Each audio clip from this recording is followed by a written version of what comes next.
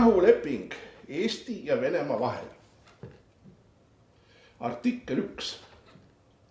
Selle rahulepingu jõusse astumise päevast arvates lõpeb lepingu osaliste vahel sõjaseisukord. Artikkel 2.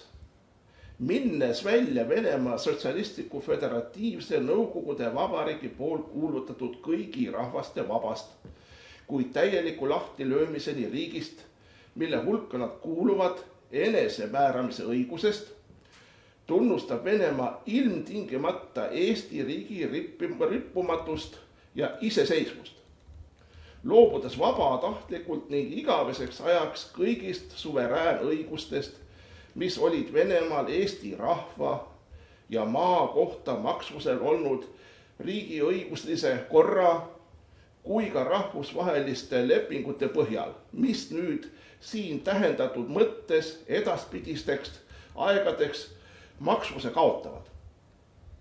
Eesti rahvale ja maale ei järgne endisest Vene riigi külge kuuluvusest mingisuguseid kohustusi Venemaa vastu.